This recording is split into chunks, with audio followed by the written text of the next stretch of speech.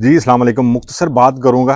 आजकल social media पे जो है वो ये बहुत चीज़ें वायरल हो रही हैं कि यहाँ पे अगर आप के पास कोड 70 के साथ ड्राइविंग लाइसेंस भी है, तो जर्मनी जो है वो लॉ बना रहा है, ये लॉ पास हो गया है और यहाँ पे जो है वो आप गाड़ी चला सकते हैं। 4 पॉइंट्स हैं, मैं इस पे बात करूँगा मुख्तसर, ज़्यादा टाइम आपका नहीं लूँगा। एक तो कोड 70 एक्चुअली होता क्या है? जब भी आप किसी कंट्री से आते हैं, क्योंकि मेरी ऑडियंस जो है वो इंडिया या पाकिस्तान या बांग्लादेश से है, जो उर्दू को समझते हैं, तो उनके बारे में जो है वो बात करते हैं। जब भी आप फॉर एग्ज़ाम्पल इंडिया से या पाकिस्तान से हैवी लाइसेंस एचटीवी का लेके आते हैं और आप यहाँ पे जर्मनी में जो है as a truck driver job करना चाहते हैं, तो आपको डायरेक्ट जो है वो इजाज़त नहीं मिलती। आपको यहाँ पे यूरोपीय यूनियन के किसी कंट्री का जो है वो लाइसेंस होना चाहिए। अब बहुत सारी कंट्रीज़ जो हैं वो लाइसेंस आपका चेंज करती हैं, एक्सचेंज कर देती हैं कि जो लाइसेंस आप लेके आए हैं वो देंगे तो आपको जो है वो दूसरा उस कंट्री का लाइसेंस जो है वो मिल जाएगा। लेकिन उस पे जो है वो एक कोड 70 या 70 जो है वो लाइसेंस पे लिखा होता है। इसका मतलब ये होता है कि ये लाइसेंस जो है वो एक्सचेंज है, यहाँ पे डायरेक्ट जो है वो इस कंट्री में नहीं बनाया गया। कोड 70 का मतलब ये है और इस कोड 70 के साथ आप बहुत सारे कंट्रीज़ जो हैं वो उनमें डायरेक्ट ट्रक की जॉब या truck as a truck driver जो है वो जॉब नहीं कर सकते। आपको वहाँ की जो रिक्वायरमेंट है वो पूरी करनी होगी। अब हुआ क्या है कि यूरोपीय यूनियन जो है वो उसने एक इनिशियल ड्राफ्ट जो है वो पास किया, जिसको लोग जो हैं वो जर्मनी का कानून बना के जो है वो पेश कर रहे हैं। यूरोपीय यूनियन जो है वो ये लॉ बनाएगी और उसके बाद ये लॉ जो है वो जो शेंगन कंट्रीज़ हैं उन पे इम्प्लीमेंट होगा। जर्मनी ने एज़ सच कोई जो है वो लॉ नहीं बनाया। आपको गलत जो है वो लोग बता रहे हैं। ये है कोड 70 कि आपका लाइसेंस जो है वो एक्सचेंज, अब ये एक्सचेंज लाइसेंस जो है वो जर्मनी में आप डायरेक्ट जो है वो इस पे गाड़ी नहीं चला सकते। ये टोटली जो है वो रॉन्ग इन्फॉर्मेशन है।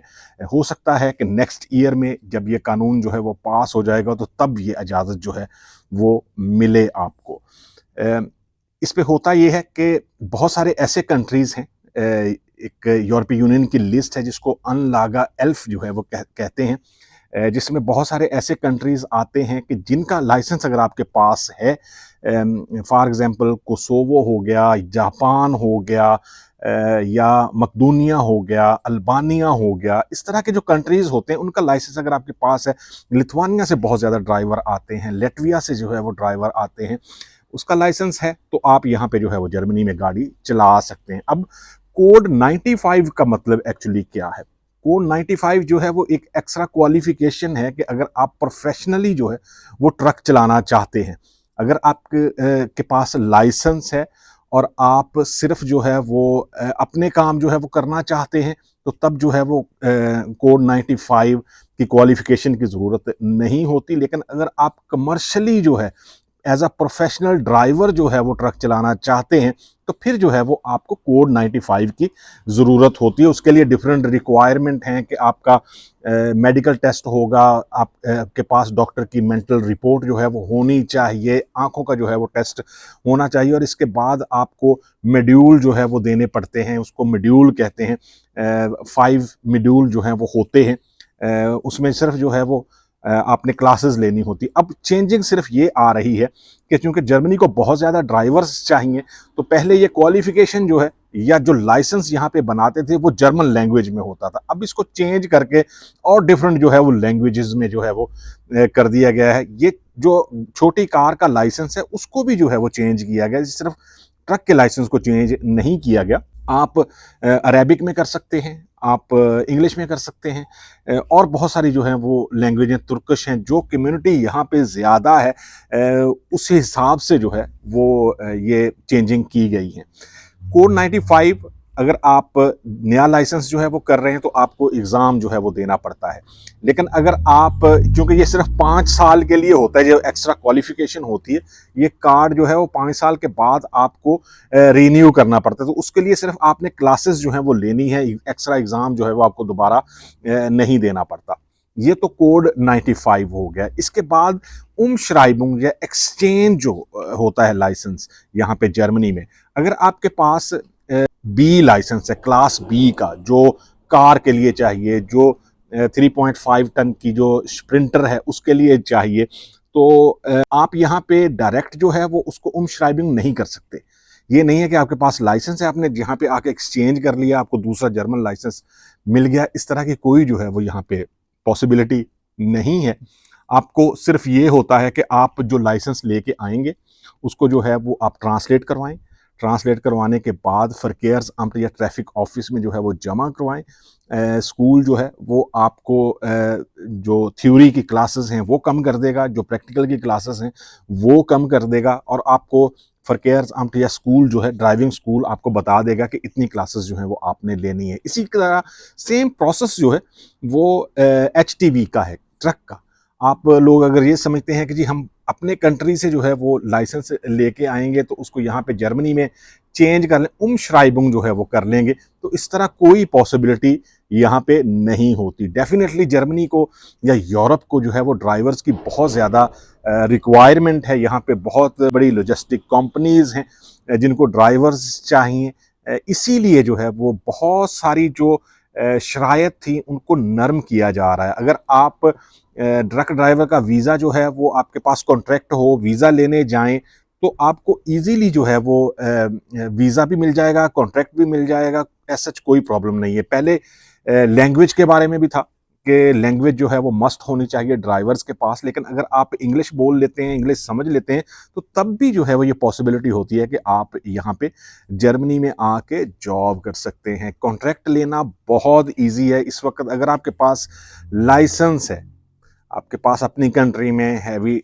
लाइसेंस है, तो बहुत सारी कंपनीज ये ऑफर करती हैं कि आप यहाँ पे उस लाइसेंस पे आएँ और हम आपको जो है वो लाइसेंस जो है वो किसी कंट्री से चेंज करवा के देंगे। मोस्टली जो है वो पोलैंड से चेंज होते थे लाइसेंस, पाकिस्तानी जानते हैं या इंडियन जो हैं वो उनको पता है कि वहाँ पे जो है वो लाइसेंस जल्दी जो है वो चेंज हो जाते थे, लेकिन अभी वहाँ पे भी जो है वो बहुत ज़्यादा सख्ती कर दी गई। इसके अलावा एक और क्वेश्चन जो है वो लोग करते हैं कि जी 45 से अगर ऊपर हो आपकी एज तो फिर आपको डिफरेंट जो है वो रिक्वायरमेंट होती है उसकी एज अ ड्राइवर जो है वो, अगर आप यहाँ पे आना चाहते हैं जर्मनी में, डेफिनेटली जो है वो रिक्वायरमेंट डिफरेंट होती हैं। आपको एक्स्ट्रा इंश्योरेंस जो है वो करवानी पड़ती है एक, और वो कंपनी करवा दे या आप खुद करवा लें, सिर्फ जो है वो ये ऑप्शन होती है। इसके अलावा और ज़्यादा कोई आपको करने की ज़रूरत नहीं है। अगर आपके पास एक्सपीरियंस है, आपके पास लाइसेंस है, तो कंपनी तब भी आपको ले लेगी। और क्योंकि यहाँ पे जो है वो बहुत ज़्यादा रिक्वायरमेंट है,